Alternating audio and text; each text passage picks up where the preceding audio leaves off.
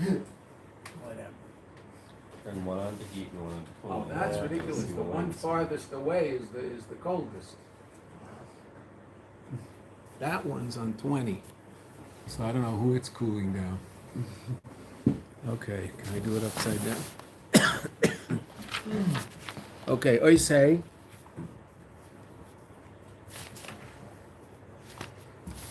We got past the Nevuah.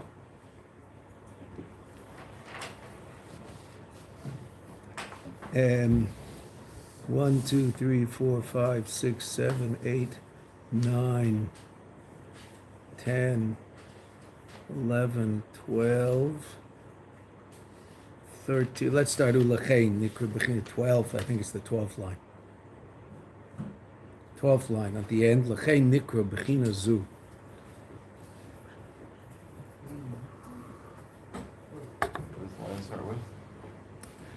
Was it start with? Yitzray. Ends with leGani nikra bechina. The last word on the line is bechina. leGani nikra bechina zu. Therefore, this quality of reality is called shtus, beyond tamvadas. Shezeo ataya l'mayla min hadas v'asoga, beyond understanding. Liyoi shaveda b'mishkan u'mikdash. And since we saw just these lines just on whenever it was Thursday. V'liyoi since shaveda b'mishkan u'mikdash, the aveda in the mishkan and the mikdash hula hafcha chashucha l'nahara, is to transform darkness to light, take physical reality and turn it into a kli, a vessel for the revelation of Elokus. And not only do you undarken the dark, but rather the dark itself, the choshech atzmei yar, the dark itself illuminates. Bahainu, the miyashtus gelumazeh, from the negative, yibba b'china shtus the kedusha will be the positive. V'lochein, therefore, haya mishkan miatzei shitim dafka. So that's why, this is the answer to the question we asked at the beginning of Ois Gimel. That's why the Mishkan is made of atzei shitim wood, which is, again, a certain species of cedar. Vahainu, halamayla min hadas, a level beyond das, hamizbarer, that is rectified and elevated, v'nasa, and brought about, mina lamata min hadas. Take something that naturally hides Elokus and turn it into a vehicle to reveal Elokus. V'zeu, and this is the Aveda that we've been talking about the whole Maamer. V'asuli migdash, they should do for me a migdash, they should do those things that are necessary, such that their conscious reality is very aware of Elokus, of godliness. V'shechanti b'seichem, and I'll dwell in them. B'seich kol echad v'echad, in each and every one. It doesn't say they should make for me a migdash and I'll dwell in it. It says they should make for me a migdash and I'll dwell in them, in each and every one of us. If we do the Aveda Vasili Mikdash, which is sensitizing ourselves, and we say ourselves, we mean our Nefesh HaBahamis, our conscious reality, the Elokus. V'zeba, this comes al Yidei Aveda Sa'adam. This comes through our Aveda. Doesn't come from above, doesn't happen abracadabra, but rather, what does abracadabra mean? What's abra? Abra means to create. Yeah. Kadabra, with words. How did God create? With words. Abra, from bria, kadabra. Dabra, ledaber. Right? So even shtus on the comics has some shurish in holiness.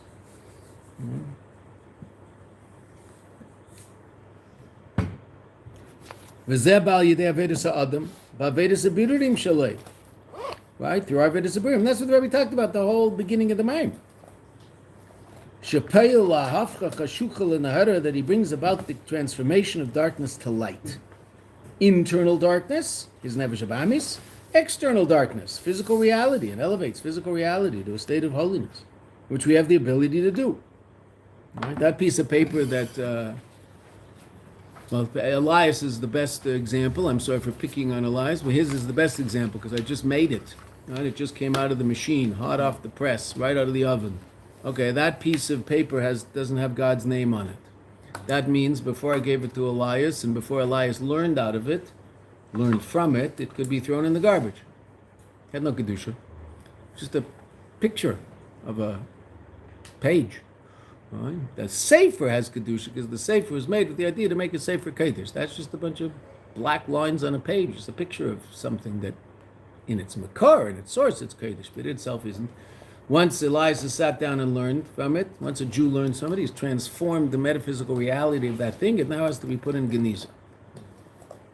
It's quite amazing that you and I can do that. Just by sitting down and learning, we change the metaphysical reality of the thing. Yes, absolutely. V'hainu lafech es lamata min hadas. Sorry, yeah. V'hainu lafech es lamata min hadas da'ilam. That which is below understanding of the world, the shtus of the world, from the world. Why that's there, I don't know. Shia mizeh, that there should be from this lamayla min hadas. Now the Rebbe is going to bring examples in real life in how to do this, and it's so interesting how mundane the examples are. But that's part of the lesson. Right? Where do you find God? In everything. Not just in your Shemana Esrei, and not just in your learning Torah, and not just in your putting on tefillin. Right? Ritual. People are very into ritual. Ritual is very important.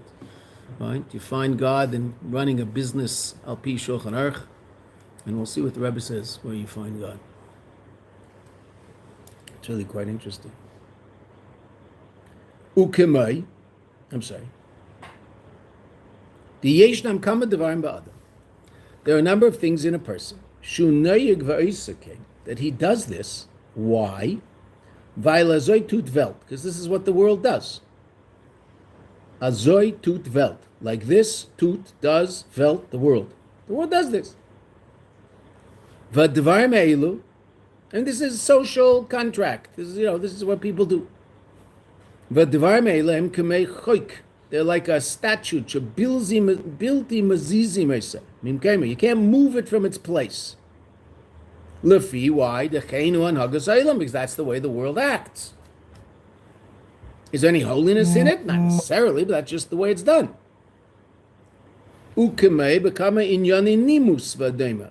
Etiquette. Nimus is etiquette. I'm not telling you should put the fork on the right, but you put the fork on the left because of Zoi tut Welt. It's not an avoider to put the fork on the right. That's not what the Rebbe is going to talk about. That's dam shtus. Because the person looking for his fork is going to look to the left. But when you're setting a table, the fork is on the left, and the knife and the spoon are on the right. That's just how it works. Why? It's just the way it works. Oh, because that's how you eat. That's how you eat. You pick it up in one hand, you move it to the other. You're moving it around all the time. Okay, but that's what people do, and that the Rebbe's not talking about that in terms of changing that. But that's an example of a Zoitut Welt. That's the way the world does it. Right? In America, you have the soup first. Right? Most of the world, you have the soup first. In France, the soup's last. Okay. Is there a problem with that? No. There's no problem. Does it make sense? Well, it might actually make sense to have something liquid at the end to wash everything down. I don't know. It's hard to say that anything that the French do makes any sense and we should learn from. But that being said, okay, why not? So why don't we?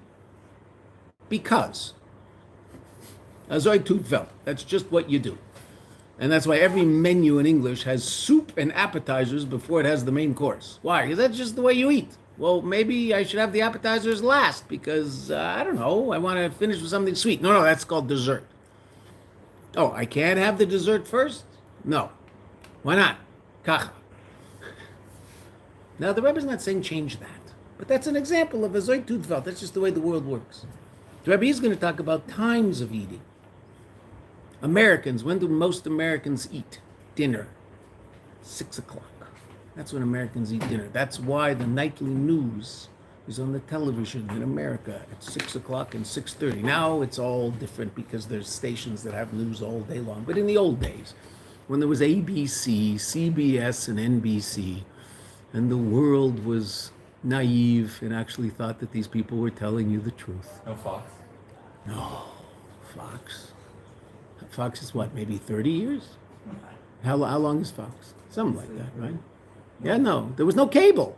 There was nothing else. There was no CNN, Baruch Hashem. Can you imagine how nice it must have been in the world without CNN? You could go to an airport and not have lies bombarding you wherever you sit.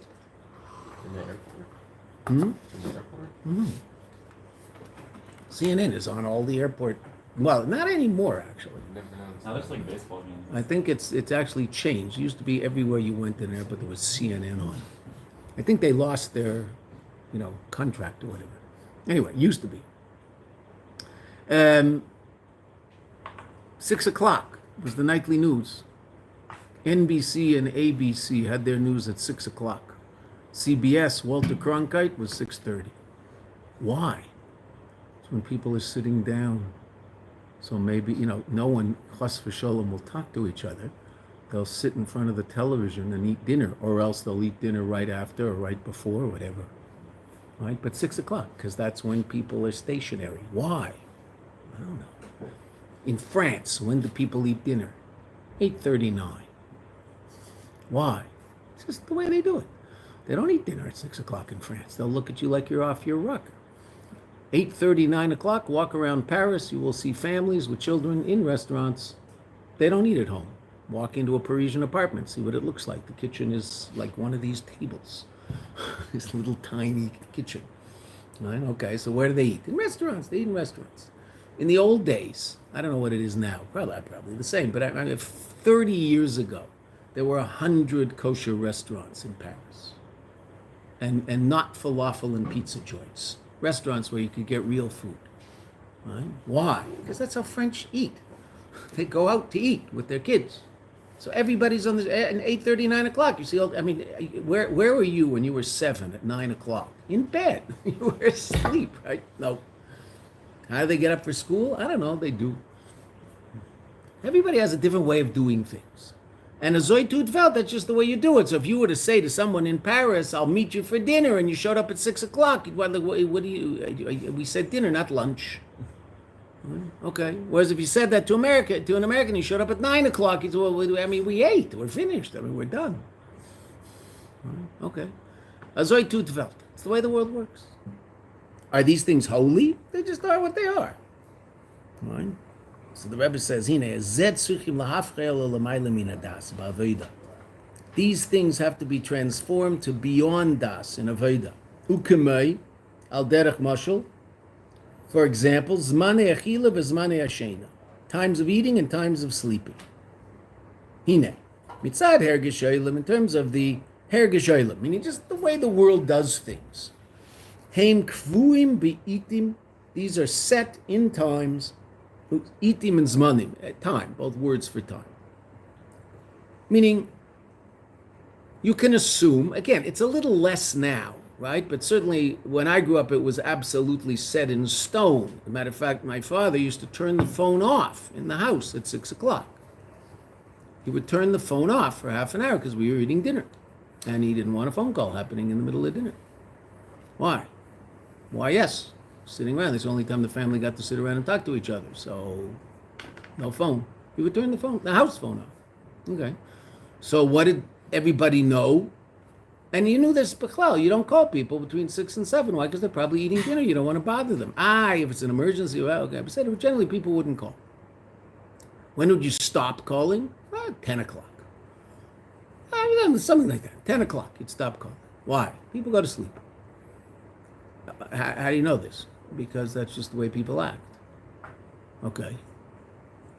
When's he learning Rambam? I don't know.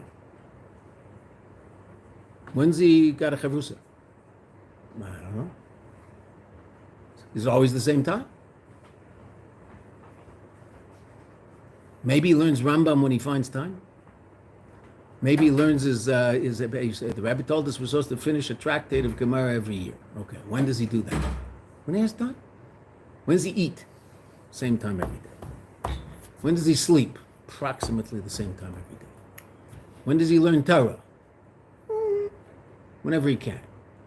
When does he daven Shachris? Depends when he has to be at work.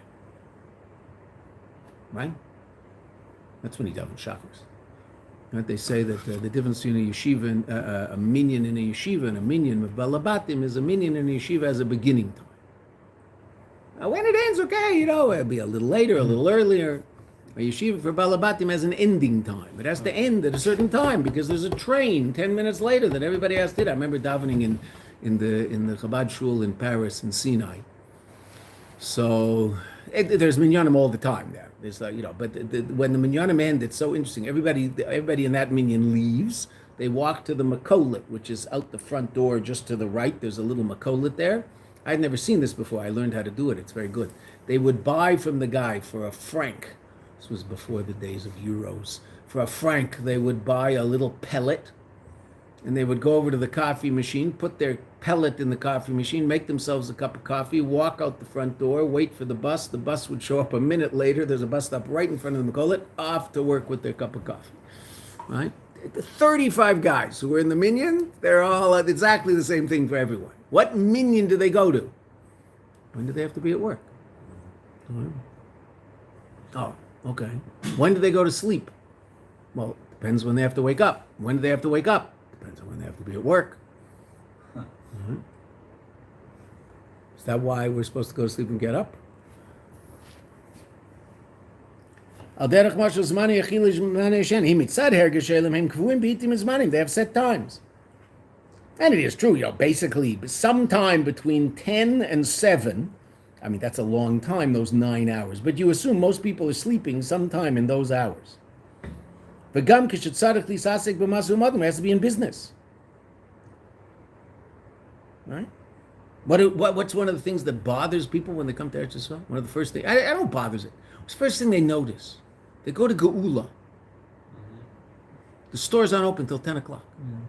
Like, what's wrong with these people? Like, don't they work? They work. You know what else they do?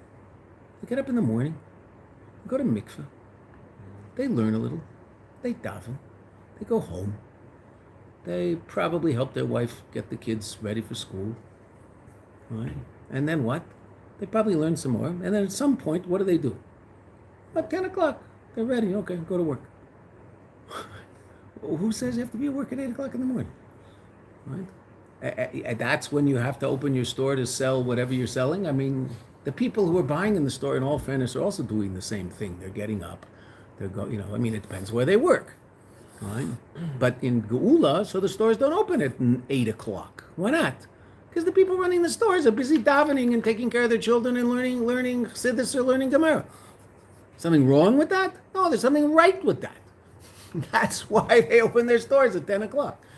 Right? And if there's someone in the store at 8 o'clock, it's not the owner. Now, in America, what do? You get the Spanish guy to show up in the store at 8 o'clock in Borough Park. Well, there aren't any Spanish guys around here, right? That isn't the way it works. Where you can put an Arab in your store at 8 o'clock in the morning, we're not going to do that. But okay, so you open your store at 10 o'clock.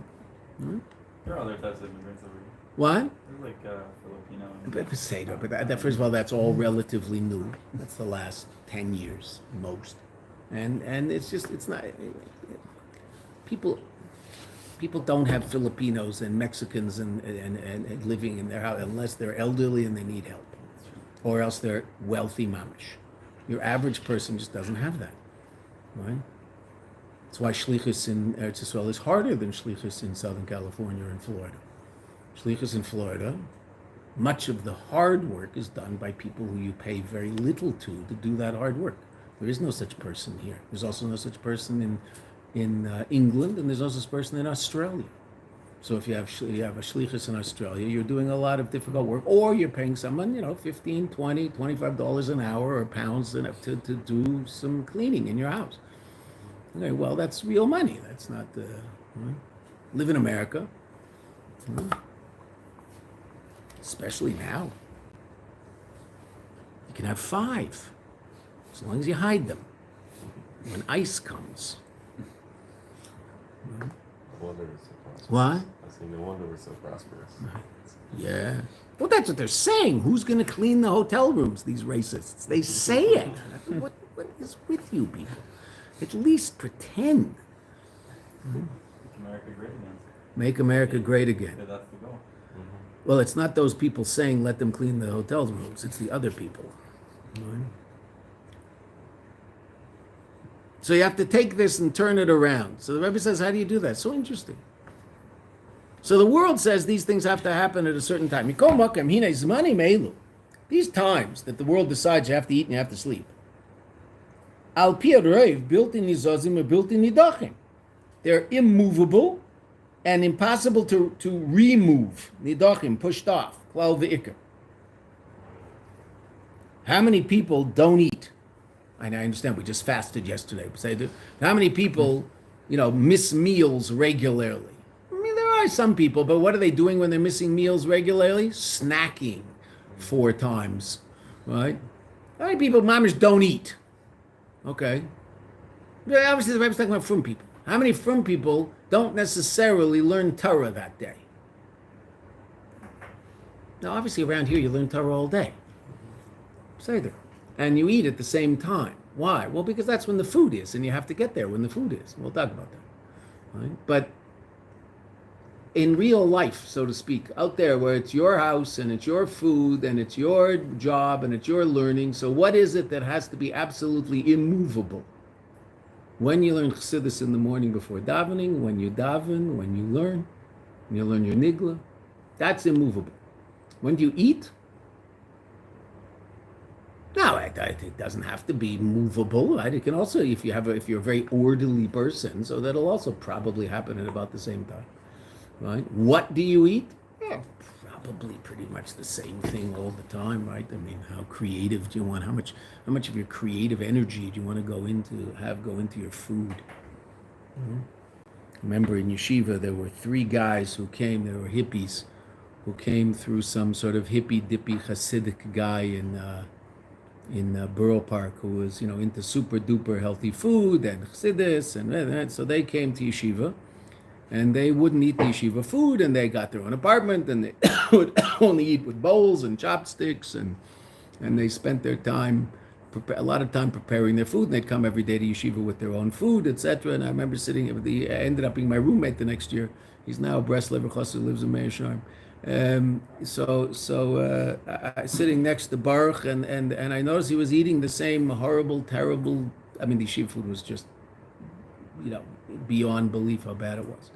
Very often, you'd basically just eat bread with chocolate spread for lunch because there was nothing else that was in any way, shape, or form edible. It was terrible. Once they served us the same stuff 3 days in a row because we didn't eat it the first day, we didn't eat it the second day.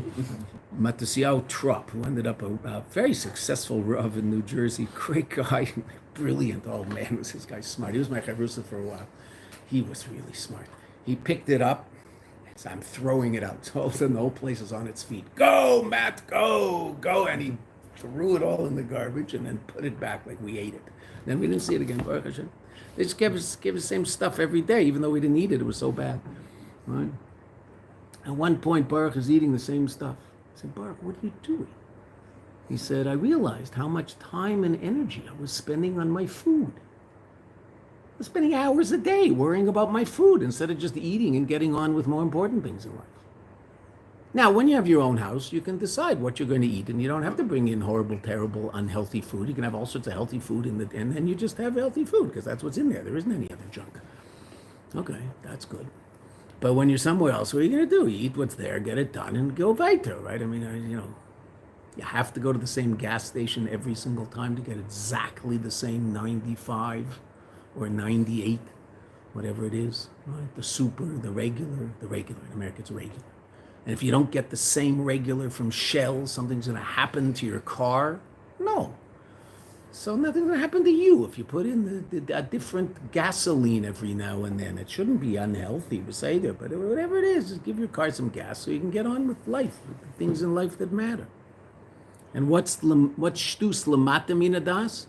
Being completely obsessed with the food I eat. What's shtus lamayla min hadas? Eating healthy food without an obsession. Getting beyond the obsession. That's lamayla min hadas. Right? Because you might say, no, it's so important. 100% it's very important. But you know what? Your body's, I'm not making an advertisement to eat junk. You shouldn't eat junk. Part of iskafia. Remember Rabbi Gafni once said an amazing idea that iskafia for our generation is to not eat junk. What are you going to not eat? Oh, bemet. Right? Look what's out there. Go to Machne Yehuda Shuk and look at the food that's there. It's endless, the amount of gashmias that we have. Baruch Hashem. So we're not eating buckwheat groats and then having a piece of chicken on Shabbos, like Lubavitcher Rebbe. Eat buckwheat groats all week long. Okay, we're not doing that. It's not our avodah. And at no point did the Rebbe ever tell us to do that and ever say that that's our Aveda. It's not the Aveda of this generation. What is the Aveda of this generation? Eat basically healthy food and get on with your life and don't be obsessed with it. Because if you're obsessed with it, you're wasting your time on something that doesn't matter as much as... You want to be obsessed with something? Be obsessed with Mashiach.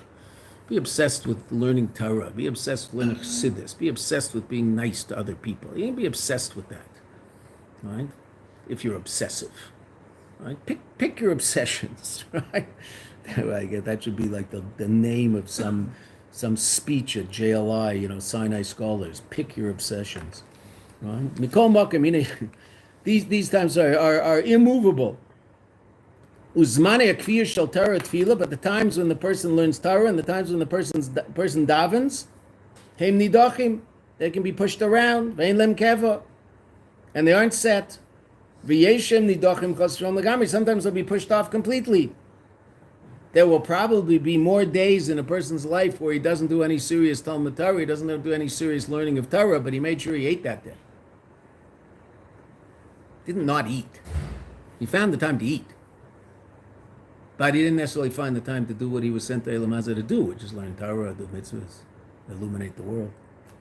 A person thinks about this. Does this make sense? This behavior? To me or your day eater is matter. Who is it that knows his time? Meaning how long we have down here. Ukadisa Medrash Rabbah, as Medrash Rabbah says, Ein Adam Shalit.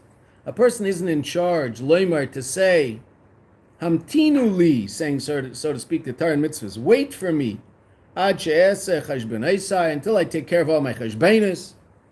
Right, I'm gonna have to figure out how to make a living. Until I command my house. In other words, I'll take care of my house. I'll make sure everything's order. And then when I've taken care of all of that, when is that? Who knows? Right? What's the modern God? Financial stability. It's the modern Avodah Zarah. Financial stability. People will sacrifice anything for financial stability. However they define that. Financial stability. I have to take care of my financial stability first, and after that I can worry about anything else in life. I came down to Elam Hazeh to have financial stability. I should have financial stability. It's a wonderful thing to have. But that's why I'm in Elam Hazeh, so I should have financial stability?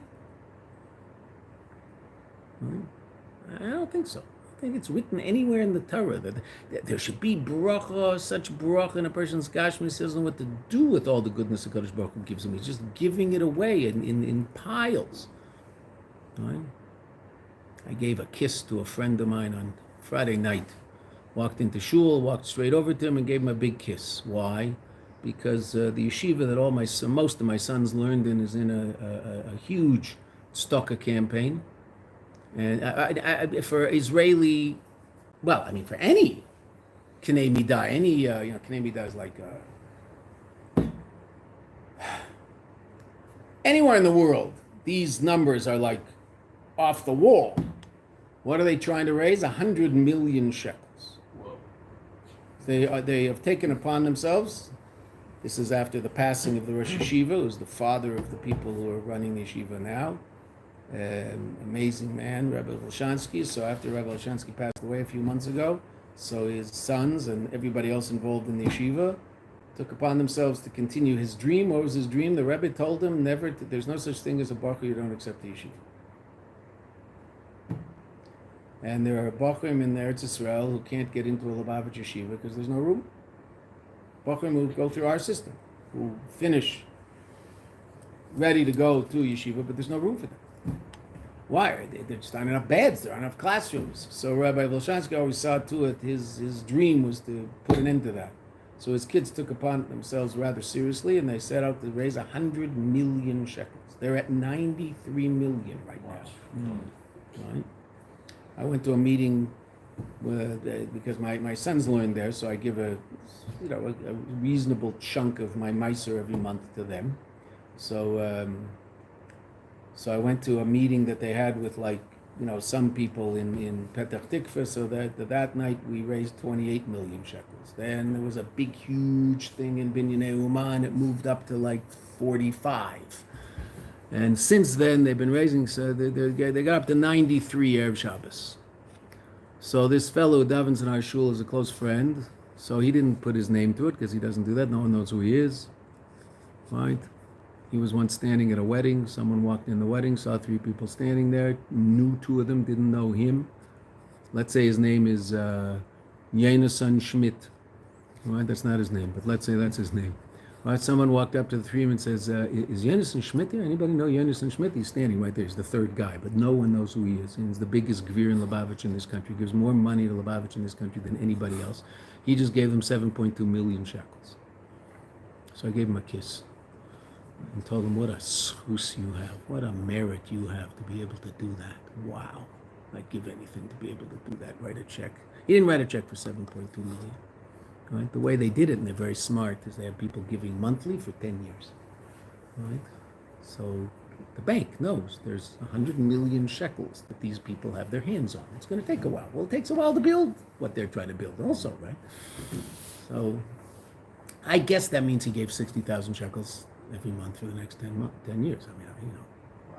When they told me what I gave, I said, how did I give that? That's like a lot of money. I just, yeah, well, if you multiply it, it becomes big, you know, it becomes hundreds of thousands of shekels if you're giving, you know, 1,500, I'm not giving 1,500 shekels a month, so that's 180,000 shekels at the end. That's a lot of money, Baruch Hashem. Right, 1,500 shekels is not such a big deal. You're earning whatever you're earning. You have to give mice, you have to give a tenth of what you're earning at least. So the alumni are just, this is all alumni. Alumni are just, my son told me a story about a friend of his friend's son is picking yeshivas. Now the father went to this yeshiva in Tzfaz, and the son is deciding where to go. So he asked his father, he said, I can't tell you where to go. You have to decide where you're going to go because you have to go where you want to go. I can't tell you where to go. And that's halacha. A son can, one of the things a son can disagree with his father about and say no is a yeshiva. The father says you have to go to this yeshiva, and the son says, no, I'm going to that one. That's mutter. The father says, this president is the best president that ever exists in the United States, and you think the guy is absolutely a moron. You say, oh, you do not argue with him. It's an issur d'oraisa to argue with him. Right? Not allowed to say, no, you're wrong. You don't say that to your father. Not allowed to. Okay, what can you say? No, I'm not going to that yeshiva, I'm going to that yeshiva. That you're allowed to do. Okay, so your father doesn't tell the kid where to go. He goes wherever where he thinks he'll be successful. He can give his advice, but he can't tell him where to go. So the son asked, well, what's the difference between this yeshiva and this yeshiva? So the father smiled. He said, I'll tell you the difference. This yeshiva, I'm going to pay tuition for 3 years. This yeshiva, I'll be paying, the second one was Tzfaz. This yeshiva, I'll be paying tuition for the rest of my life. Because he says, I'm still paying tuition for myself to this yeshiva because I'm still supporting it because I believe in it. He says, every month I give them money.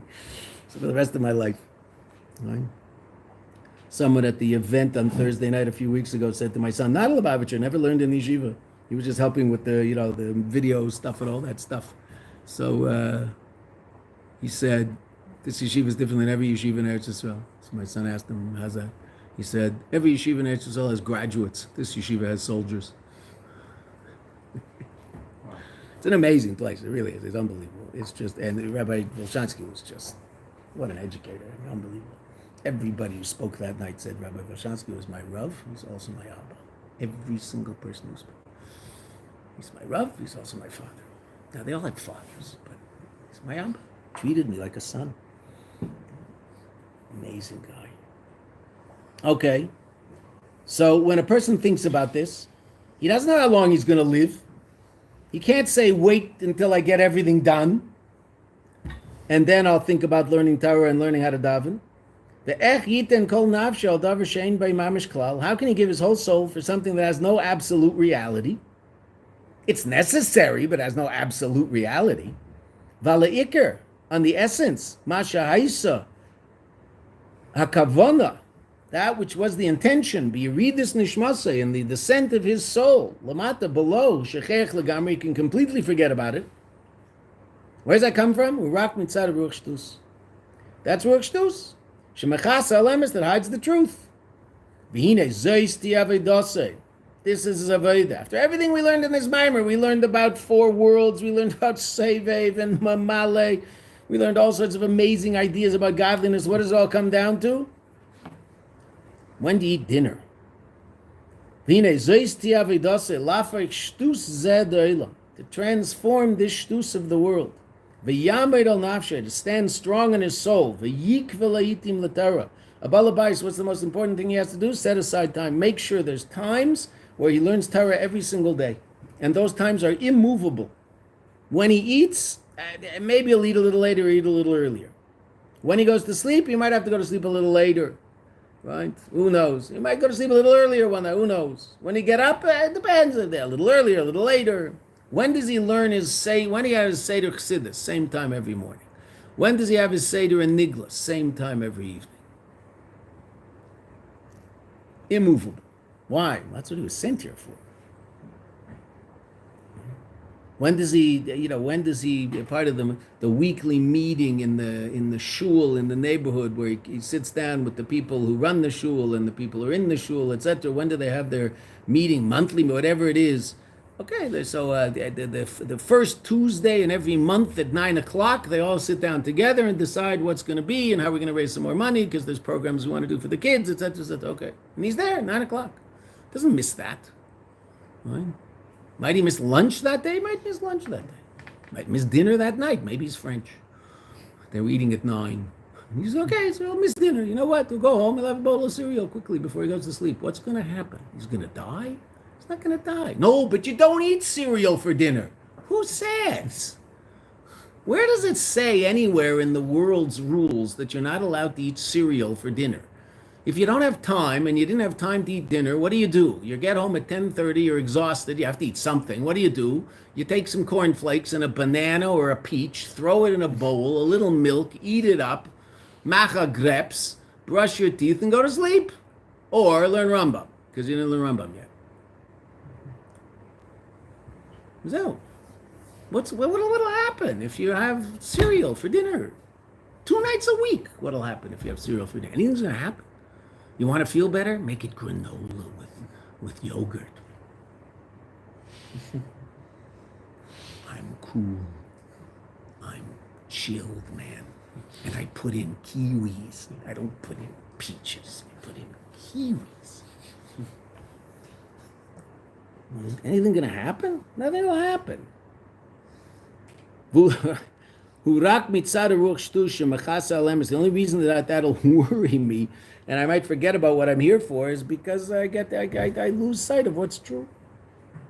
So a person has to be strong and I'm sorry, I'm sorry, we're already there. He has to set aside time for Torah. Then the Eibishter dwells in this person. That it will shine in this person a revelation of godly light in his soul. He'll be a godly person. He'll be a person sensitive to godliness in his life. Why? Because he's working on it. The same way if he wants to be sensitive to wine, he can learn how to be sensitive to wine, but we can also learn how to be sensitive to God. And that's when we subdue the Sitra Achra shal yadei, by virtue of the fact, that he acts, he causes, he transforms the shtus of the nefesh abamis into Koch von Welt, and a person's focus on worldly matters. Not that we don't have to do the worldly matters, of course we do, but that's not the focus. We don't put our head in the boots, just our feet. Ela kedusha, to the holiness, bekiyam Torah mitzvahs, to the fulfillment of Torah and mitzvahs, az yistalek yikudakuchu brichu b'cholamim, back to what we learned at the very beginning of the Maamer. The last line is like the first line. Then it goes out the level of godliness that exists in all the worlds equally. Shemeir mizgale, it shines and is revealed. Ora seviv kolamim, the rutzah and the will of HaKadosh Baruch Hu that was the original impetus for the creation of the world in the first place. Kitzer, Yavar shtus v'tay l'mayla mitam v'das to kedusha. Explains shtus to kedusha. What's shtus to kedusha? I'm going to bring an example of shtus to kedusha that also helps. Why is it shtus? Why isn't it reasonable? Well, no, because it also has to be obsessive, right? I mean, it might make sense to say, okay, well, I'll move things around a little. No, it might be reasonable for someone to be obsessive about it. Like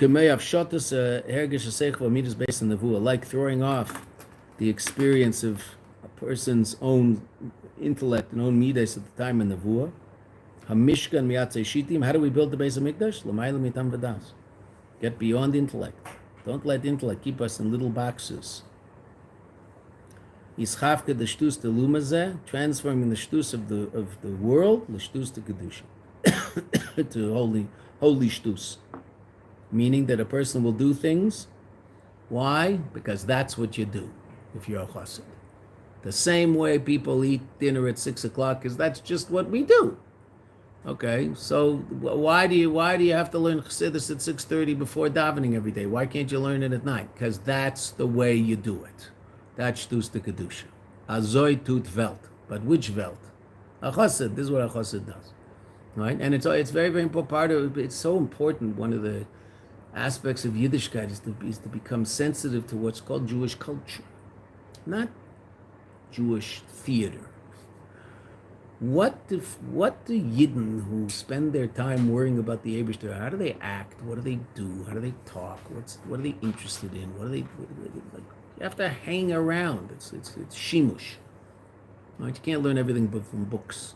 Hang around Chassidim and you learn what makes Chassidim tick. Azoi tut welt. It's the way it is. You can figure out the way to explain something. You can explain your way into who knows what. Or you can just do I remember once sitting in Zal, it happened to be me, but I mean, it could be anybody else. I was sitting in Zal in the yeshiva that we used to have in Har Nof, and one of the shluchim was talking to one of the students, and they were having some very serious, I mean, it was a disagreement, but, it didn't sound like an argument. It sounded like, a friendly disagreement over there and the other. And I couldn't hear what the details were. I could just hear that clearly they had sides. And I didn't know who was saying what. And all of a sudden I hear those words that scare you. Let's go ask Rabbi Kaplan. Why do I have to be involved in this? What did I do? Okay, fine. So they traipse over to where I am. And say, we want to ask you a question. So yes, I gathered that. I heard that. Yes, what would you like? Why do Lubavitchers wear the hat they wear? I said, it's just what we do. The shliach goes, aha! And the Baal Tshuva has a whole shtickle Torah, why it looks like a shin, because it's a shin, right? There's a middle and the two things, it's a shin, and it's like the tefillin, and right? That isn't why we wear the hats we wear. We wear the hats we wear because we wear the hats we wear. That's just what Chassidim do.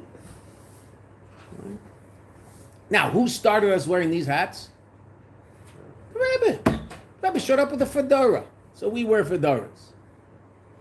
And if the Rebbe showed up wearing a cylinder, we'd wear a cylinder.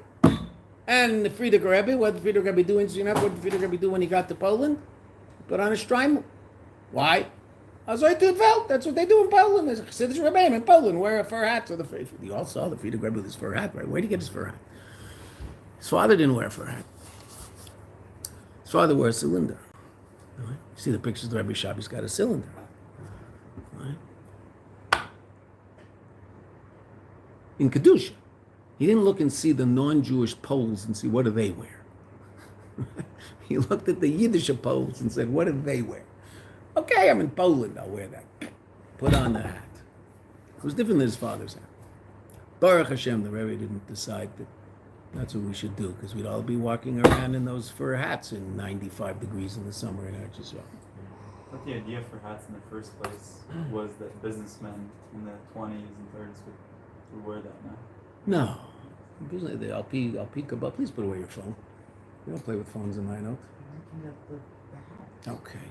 I said it's still a good idea to put it away. And look at the hat after. The LP Kabbalah, you're supposed to have a double head cover. I understand that, but that specific choice was because that was... Fedoras? Not in Lubavitch. I mean, it might have been by the Literature. That might have been. I have no idea. The basic idea in davening is you're supposed to dress when you go see the Eibishter like you would dress to go see a king. So how did people... When is it that it became mutter in America to daven without a hat? John Kennedy. What's unique about John Kennedy? First president you'll ever see an official picture not wearing a hat.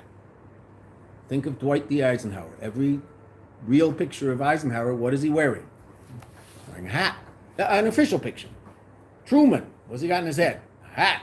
Roosevelt. What's he got in his head? A hat. I can't go past that because I'm Canadian. I don't know who was before Roosevelt. Taft. I was like, way back. Right?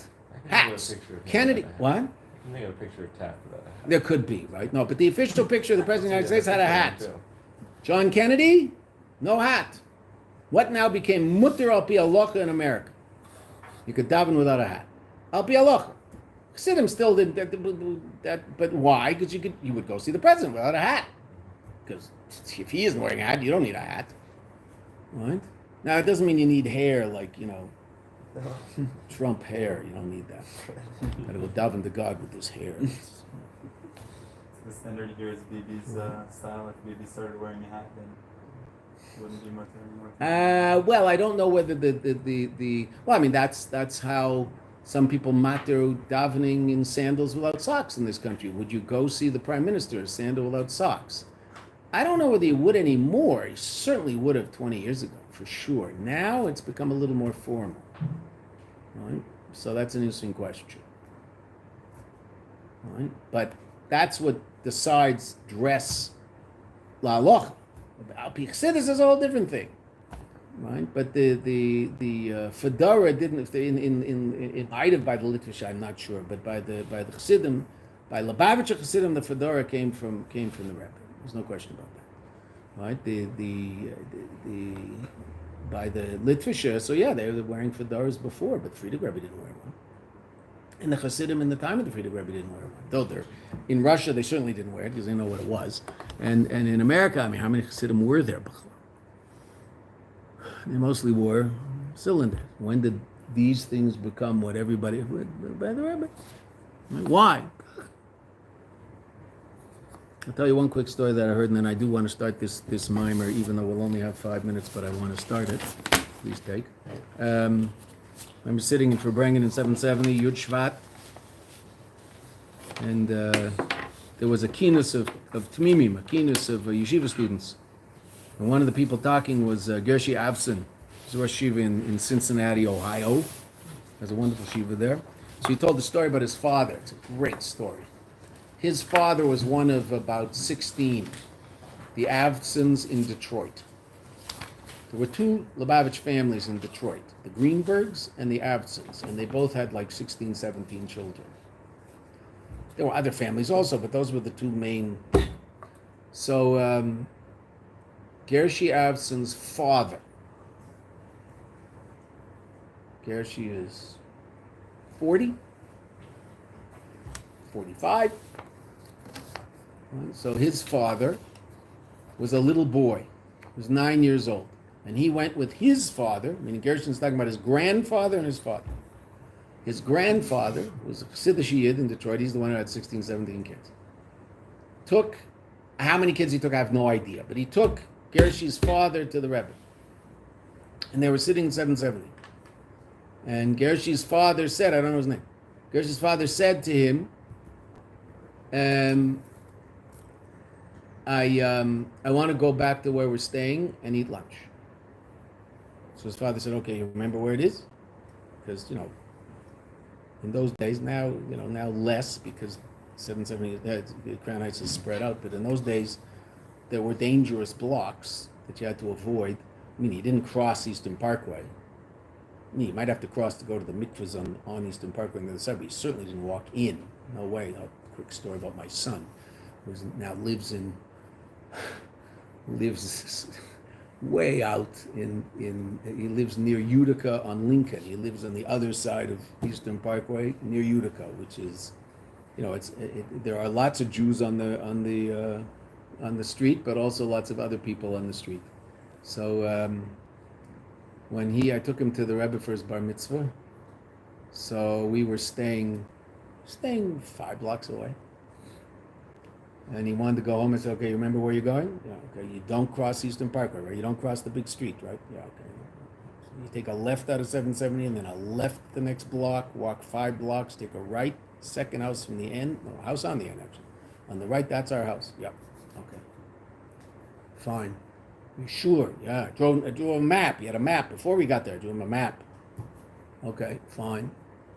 He comes back into 770 about 25 minutes later, tear-stained face. I said, what happened? He said, I got lost. I said, what do you mean you got lost? I went to the wrong side of the big street. I said, how did you go to the wrong side of the big street? He said, I don't know. I sort of thought I was supposed to go in there. And I said, well, what happened? He said, well, an old black lady came up to me. This was his quote, that she said to him, little white boy, what are you doing here? You shouldn't be here. Do you belong in the big house on the corner on Eastern Parkway? Come with me. She took him by his hand and walked him to the corner of Eastern Parkway in Kingston and said, go over there and don't you ever come over here. This is not for you. Meaning it's not for you, not because we don't like white people. This isn't safe for you over here. So that's what it was like. So his father said, you sure you know the way home? He said, yeah. So he took a left on Eastern Parkway, walked out of 770. He didn't cross the street. He was smarter than my kid, I guess. He took a left. And as he's walking along the street, he sees the Rebbe coming the other way. So he's 9. So he gets off and hides behind a bush. He doesn't want to, what do you do when you walk by the Rebbe? He said, hello. I mean, he didn't know what. So he just walked off the sidewalk and stood behind a bush. The Rebbe will pass. He'll come back out. He'll go. So the Rebbe walks past the bush and comes around and says, Shalom Aleichem to him as he's hiding behind the bush. So he says, Aleichem Shalom. So he says, who are you? I said, where are you going? He said, I'm going home to eat lunch. Where have you been? So he said, I've been in 770 with my tati. I was learning Torah with my tati, and now I'm going home to eat lunch. So the Rebbe said, will you do me a favor? He'll do the Rebbe a favor. Go back into 770 and learn for 5 more minutes, and then go home and eat lunch. Will you do that for me? So he said, yeah. So he walked into 770, he went up to his father. His father said, well, what are you doing here? I don't know. His father even believed him at the beginning, right? I ran into the Rebbe, and the Rebbe told me to come back. But, you would see the Rebbe walking on the street sometimes towards 770 at different times a day. So that's why he went back into 770 for 5 minutes. What's that? That's shtus to Kedusha. Could he have learned 5 minutes after lunch? Of course he could have learned 5 minutes after lunch. But the Rebbe told him, you know what? Go do that. Delay your lunch 5 minutes. What can you do as a baruch in yeshiva? If there's still food, delay going to breakfast by 5 minutes. 3 minutes. Say an extra 2 chapters of Tehillim, learn an extra 2 lines of Tanya, open up the Gemara you're going to learn and just look at a couple of lines before you go to breakfast. 2 minutes after davening. If there's not going to be food, I take back everything I said. Right? Sometimes you get down to breakfast and there's no barekas or no eggs or whatever, so then that doesn't work. Right? That's usually like 10 or 15 or 20 minutes later, not 3. Right? Lunch, same thing. Dinner, same thing. If possible. If not possible, it's not possible. In your own house, you're sitting down to eat dinner, you're preparing yourself food, okay, prepare the food, go sit down, learn for 3 minutes before you start eating the food. Shtus, complete shtus. You could learn better after. Then it doesn't matter. Shtus to Kedusha. Then you're reminding yourself why you're here. I'm here to eat dinner. I'm here to learn Torah. I'm here to learn Torah. Let's go learn Torah for 3 minutes. Then I'll eat. And it changes the way things work in your life.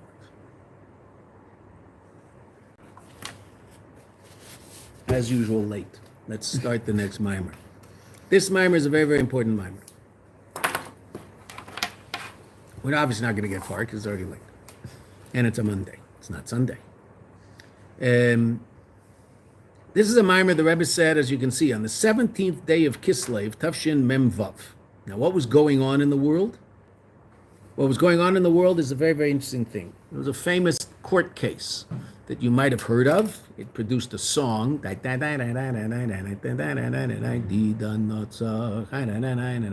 song. Why that song? Because we won a court case. Who won a court case? The Rebbe won a court case. Someone was stealing books from the Friedrich Rebbe's library. They were found out in the summer of Tafshin Mem Vav. The Rebbe started talking about it in Farbrengen. The Rebbe was extremely upset. It was obvious. The Rebbe was extremely upset by all this. And the Rebbitzin was extremely upset. It was her sister's son, the only grandson of the previous Rebbe, who was doing this. On the assumption that really he's the rightful heir, there's no more Lubavitch. Lubavitch ended with the passing of the Friedrich Rebbe because the Friedrich Rebbe had no sons. And if there's anybody who's the continuation of the Frierdiker Rebbe, it's him, because he's the son of the next generation, but it's 2 generations later. And basically, he said the Lubavitch is over. So the Rebbe, when the Rebbe was asked what this was all about, he said very, very clearly in Farbrengen that this is not about books, this is about the bankel, this is about the chair. This is about, is Lubavitch alive? Is there a Rebbe? And the Rebbe saw this as very much a battle above. And this was the Rebbe. I mean, there's no question. Hey Tavis, which is when the court case came out in favor of the Rebbe. That's the Rebbe's Yutes Kislev. There's no question. That's the Yutes Kislev of our generation. There was a battle above as to whether or not the Alter Rebbe should be doing what the Alter Rebbe was doing, and he wasn't sure whether if he gets out, even if he gets out of prison, should he continue spreading Chassidus as he was. Of course, he had the famous meeting with the Baal Shem Tov and the Maggid in the cell, and they told him that he should continue with greater strength. Okay, so that's what he understood. In other words, he won the battle. So too, that was the idea of Hey Tavis. The Rebbe isn't the Nesius, is the Rebbe. This Maamer was said. Now that was there's no question. What this means in terms of a Rebbe, we're not exactly sure, but on the basic human level, that was a very difficult time for the Rebbe and the Rebbetzin. There's no question about it. And you could see it on the Rebbe's face. There was anguish. Yet the Rebbe said this sicha. When did the trial start? Everybody saw this as an auspicious sign. The trial started on Sunday, Yud Tes Kislev, in the year Tafshin Memvav. This Maamer was said 2 days before, on the Shabbos, 2 days before the beginning of the trial. The trial lasted 3 weeks. In those 3 weeks, the Rebbe went to the previous Rebbe every single day, except one day. Remind me tomorrow to tell you which day the Rebbe didn't go. Obviously not Shabbos. Which way the Rebbe didn't go to the graveside of the Frierdiker Rebbe and why. It's an amazing story, not for now. Remind me tomorrow. And the Rebbe was working very, very, very hard to make this all happen. It ended up in a federal court, not in a Beis Din. It's the other side. Ended up in a federal court, and the Rebbe saw that as hashgacha pratis because for all sorts of reasons. And there were a lot of miracles involved in the whole story, amazing stuff. But bottom line, the decision came down, Hey Tavis Tafshin Mem Zayin, a full year later. After 3 weeks of trial, the judge said he's going to try to give a decision as quickly as he can because this is something so important.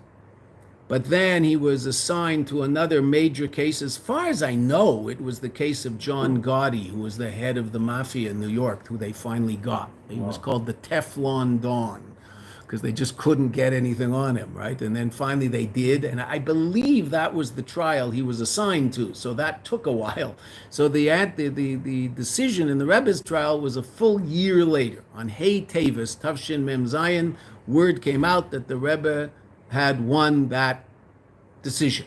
And that became a very, very joyous day in Lubavitch, the Yutes Kislev of our generation. Okay, this Maamer was said 2 days before the beginning of the trial. So we have 3 minutes, we don't, but we're going to take 3 minutes to just see the beginning of it. And then there's a tangent in the middle of the Maamer. There's really 2 Maamerim here. There's a Maamer where in the first paragraph, which we're not going to read the whole of, we'll read it tomorrow morning. In the first paragraph, the Rebbe says something, quotes a Maamer Chazal and asks a question. In the context of that question, in the second paragraph, the Rebbe asks another question about Simcha. He doesn't ask a question, he teaches us as to why it is that Simcha is so absolutely essential in our generation.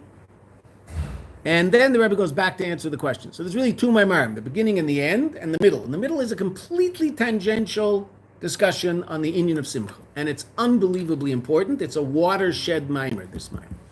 Right? It's interesting because that Yud Tes Kislev, the Rebbe also said an incredibly important Sicha about Yud Tes Kislev, which completely changed everybody's understanding of what Yud Tes Kislev was all about. Right? So Rebbe asked the basic question, Yud Tes Kislev, why is it about whether or not Chassidus should be taught or not? There was already a case where someone complained about the fact that Chassidus was being spread too much, and the Alter Rebbe dealt with that by talking to someone named Pinchas Koretz, who was a Talmud of the Baal Shem Tov and Talmud of the Maggid. He had complained that he found the Chassidus on the floor. He was very upset. You see, you can't let simple people learn it. The Alter Rebbe brought a famous mashal about the child. Not for now, it's too late. You can ask me about that one tomorrow also. So the Alter Rebbe had already dealt with the idea of Chassidus being spread around the world. So why was there a need for Yutes Kislev? And the Rebbe in that Sikha also, same year, 2 days later, Tavshin Mem Vav, another watershed Sikha, the Rebbe said the whole inyan of Yutes Kislev was not the spreading of Chassidus, it was the spreading of Chassidus as Taras HaMashiach. That was the kitrug, the accusation. That was why there was a battle above as to whether or not Chassidus should be revealed. Because the Rebbe had already dealt with the basic revelation of Chassidus. That was all same time. This time, Tashin Min Vav. Let's just see the very, very, very, very beginning. Margila b'fuma de Ravo. There was something that was common in the mouth of Rava. Gemara in Brachos. Tachlis chochma tshuva meisim tevim. Now, this isn't going to mean what you would think it means simply. That the ultimate purpose of wisdom is tshuva and meisim tevim. That the ultimate purpose of wisdom is to come to a state of tshuva and meisim tevim. That's certainly how you would understand it, but we'll see that that's not how Rashi understands it, and based on that, the previous Rebbe asks some questions. Shenemar, now that we bring psukim that show that chokhmah has to do with tshuva and meisim tevim. How? Shenemar reishis chokhmah yiras Hashem. The first expression of chokhmah is the fear of God, so therefore tachlis chokhmah is shaykh to tshuva, fear of God. Seichel tov l'chol oisehem. It's a good seichel, it's a good intellect to all that do them, doing meisim tevim. The instant of seichel you would think is relevant to people who learn, not people who do. Okay, so the Rebbe said, the Gemara says, l'loim dehem loinemar. It doesn't say it's a good intellect to the ones who learn the words of the Torah. Elo le'oiseyem, to the ones who do them. In other words, good deeds. Hainu. We're going to finish at the period of the beginning of the next line. Demizeh shenemar, reishis chochma yiras Hashem. Move on. It's understood. The tachlis chochma hu tshuva. So we're going to finish the next line because that's what finishes the verse. From the fact that it says tachlis chochma, the ultimate expression of chochma is tshuva. From that we learn that. I'm sorry, reishis chochma yiras Hashem. From that we learn the connection of chochma to tshuva. Yiras Hashem, fear of God. And the fact that it says it's a good seichel, good intellect.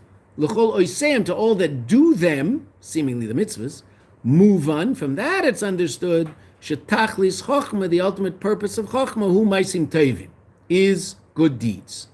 Okay. We'll stop there and we'll go further tomorrow. At least we started. Rachel Kaplan book? Yes. This was a famous book. It's a book that Chassanim learned before their Chassanim. In the Bad. Please pass the extra copies so that if anybody shows up tomorrow, I can... Not the one you have. Oh, you have the extras? Thank you. Thank you. I was optimistic. Okay. Have an amazing day. The plan is the shiur tomorrow, shiur Wednesday. That's it. Wait, no, tomorrow? Yes, tomorrow. Yes, Wednesday. Okay? 2 days of shiur. Tuesday, Wednesday. Right? Wednesday, Gemara class, I'll talk to you guys. There will not be a Gemara class Wednesday because I have a 5 o'clock flight out of the country. So there'll be Chassidus, but it won't be... Wait, 5 a.m.? 5 p.m. 7 You're leave 7 a.m. Wednesday. Okay, we'll figure it out. You can, oh no, you'll be in the air already, Chaval. You could listen on YouTube. Well, it depends what